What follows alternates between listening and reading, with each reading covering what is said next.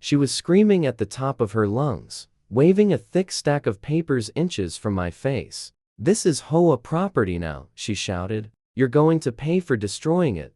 Behind her, the cabin sat half collapsed, splintered beams and shattered boards scattered across the ground. The excavator's arm still hung in the air, dust and broken wood clinging to the metal like evidence.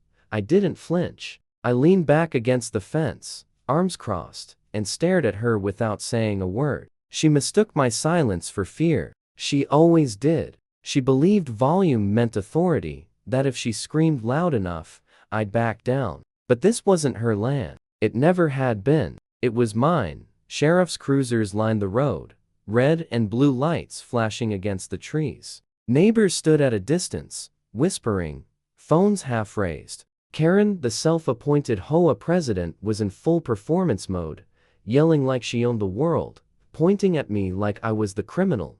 "Arrest him," she shrieked. "He destroyed community property." Inside, I almost laughed. I'd been waiting for this exact moment. She still didn't know the truth. She didn't know about the deed locked in my safe, the surveys already filed with the county, or the simple fact that every inch of that cabin sat squarely on my land. And best of all, I'd already called the real sheriff long before the first hammer ever touched the wood.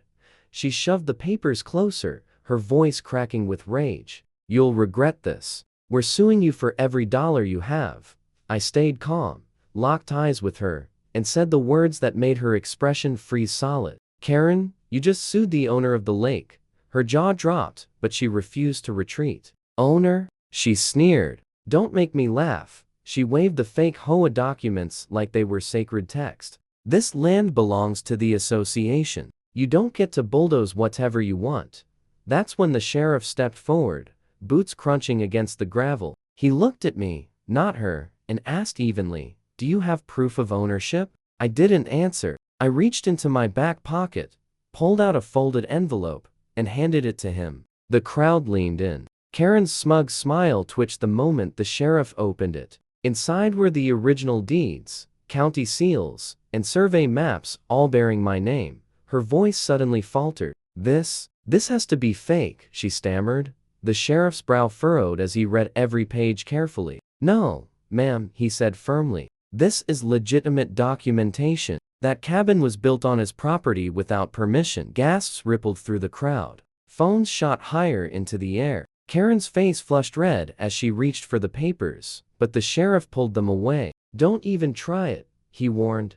I finally spoke, my voice low and steady, just loud enough for everyone to hear. "You built on my land, Karen. You lied to your neighbors and pretended it was yours. Now, you're finding out what happens when the truth comes out." Her hands shook, but instead of backing down, she made her next reckless move. She yanked out her phone and dialed. "Get the lawyers here now," she barked. "We are not losing this land." That call changed everything. Karen turned away from me, pacing as she hissed into the phone. I caught pieces of it. "Keep quiet. He doesn't know yet. Make sure the paperwork holds." My stomach tightened. This wasn't just Karen throwing a fit. There were bigger players involved. A black SUV rolled up fast, gravel spraying. Two men in dark suits stepped out, sunglasses hiding their eyes. They didn't look like lawyers. They looked like muscle. Karen's confidence snapped back instantly. "Here they are," she announced. "The real owners. You're finished." The sheriff squared his shoulders, hand resting near his belt. "Hold on," he warned, but the men brushed past him and walked straight up to me. One leaned in close and muttered, "You don't want to push this further. Sign the release, take a payout, and walk away. Otherwise, things get ugly." I didn't move. I held his gaze until he shifted uncomfortably. Then I pulled out my phone and tapped the screen. A live feed appeared, drones hovering overhead, capturing every face, every word, every threat. My voice stayed calm. "You're live streaming to the county office right now. Try anything." Karen froze. The men stiffened, suddenly aware they weren't in control anymore. But instead of backing off, Karen's rage exploded. "Fine," she spat, pointing at me with a shaking hand. "If you won't listen to reason, we'll ruin you another way." She spun toward the officers and screamed, "He assaulted me. Arrest him now." The scene went dead silent. Every officer froze. Karen clutched her arm theatrically, stumbling back as if she'd been shoved. "You all saw it," she cried, fake sobs breaking through. "He attacked me," neighbors shouted. "That's a lie. We saw everything." But she ignored them. Chaos was her weapon. A rookie officer hesitated, hand hovering near his cuffs. The sheriff raised his palm. "Hold it. No one touches him until we verify the facts." Karen whipped toward him. "You're protecting him because you're corrupt too." That's when I played my final card. I lifted my phone and projected the drone footage onto the side of my barn. The image flickered, then stabilized. Everyone watched as Karen stormed up to me, screaming, shoving papers. Never once did I touch her. Her fake tears vanished. Her mouth opened, but nothing came out. The sheriff crossed his arms. "Looks like you just filed a false police report."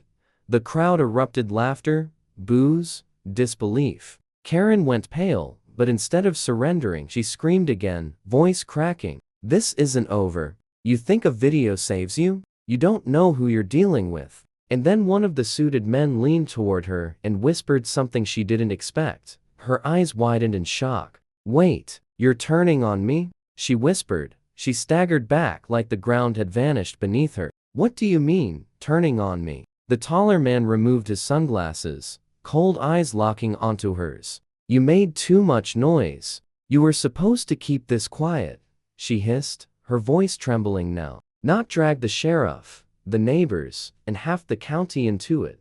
But you promised," she went on desperately. "You said the cabin would make me HOA president for life."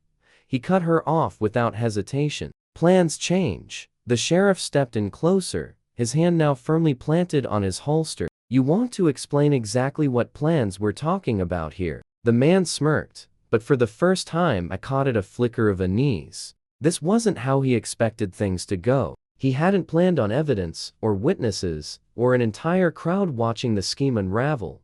I spoke up, my voice calm and even. "The truth's coming out whether you like it or not. The land survey, the forged deeds, the money trail, it's all going to surface. And when it does, you'll be the ones answering questions. Not me." Karen looked around wildly, panic spreading across her face like a trapped animal searching for an escape. Phones were raised everywhere now, neighbors recording every second. The second suited man leaned close to her and muttered under his breath, "You dragged us too far into the light. You're the liability now." Her face drained of color. She opened her mouth to argue, but instead of backing her, both men turned and walked away, leaving her alone, exposed, and surrounded. The sheriff nodded once. "Decision made. Karen, you're under arrest for filing false reports, trespassing, and possible fraud." Before he could reach for her wrists, she did something no one expected. She bolted straight toward the lake. Clutching the fake papers like they were her last lifeline, she sprinted downhill, heels slipping in the dirt, papers tearing loose and flying into the wind. The crowd gasped. Some chased after her, cameras still rolling. "Karen, stop!" the sheriff shouted, running after her, but she didn't stop. She splashed into the shallow water, holding the remaining pages above her head like sacred scripture. "This proves it's mine," she screamed, her voice cracking. "You can't take it from me. This whole lake belongs to the HOA." Her reflection shook across the water, broken by frantic ripples. I walked calmly to the edge of the bank and watched her unravel. "Karen," I said firmly, "you're standing in my lake, screaming with stolen papers. Do you even hear yourself?" Nervous laughter spread through the crowd. Phones captured everything. "She's lost it," someone said. "This is going viral," another whispered. The sheriff finally reached her, boots splashing as he grabbed her wrist. She shrieked and thrashed, clutching the soggy pages to her chest. "No, this isn't over," she wailed. "You'll regret crossing me." And then came the twist. The sheriff ripped the papers from her grip and held them up. Water dripped from the pages as the ink bled, instantly smearing into black sludge. The fake documents dissolved before everyone's eyes. The crowd erupted, laughter echoing across the lake. Karen froze, staring at the ruined mess in horror. Her proof, her power, melting away. But before the sheriff could drag her back to shore, a sharp, commanding voice rang out from above. "Hold it. She's not the only one involved here." Everyone turned. A car door slammed, and stepping onto the gravel path was a man none of us expected, a county official in a tailored suit.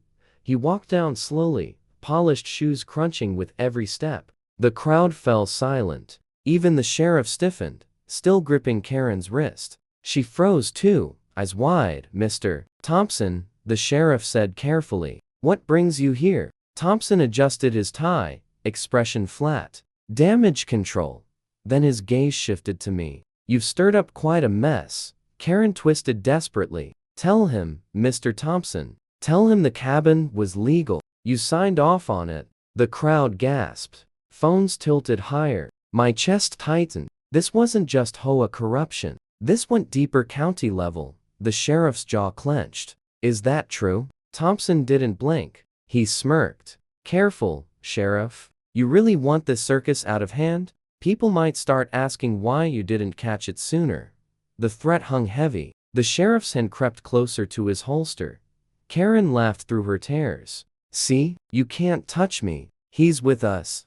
I stepped forward, cutting through her screeching. "Funny," I said calmly, lifting my phone again. "Because the livestream isn't just going to the county office anymore. It's already broadcasting directly to the state attorney's office." Thompson's smirk finally cracked.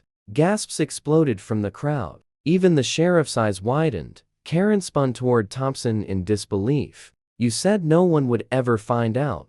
For the first time, Thompson's mask slipped. He turned to her, voice low and venomous. "You just buried both of us." The words hit her like a blow. She staggered, shaking her head. "No, you promised me. You said this land would make me untouchable."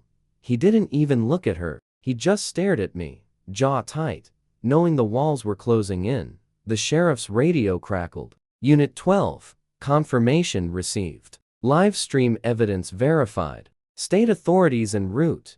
The crowd heard it all. Gasps turned into cheers. The power had flipped. Karen thrashed, screaming lies. "This is a setup." But no one believed her anymore. Neighbors shouted back, years of fear spilling out. "You stole our money. You threatened my kids." Thompson pulled out his phone, muttering urgently, but the sheriff stepped closer. "Don't bother. They've already got everything. I spoke one last time, steady and clear. You tried to steal my land. You forged papers. You abused power. But the truth always wins, and this land will never belong to people like you." The crowd erupted. For the first time, real fear showed on Thompson's face. Karen's screams were swallowed by the roar of her downfall. Then came sirens. Not local this time. Louder, heavier. Karen froze mid-scream. Thompson stiffened. The sheriff gave me a small nod. Justice wasn't coming. It had already arrived.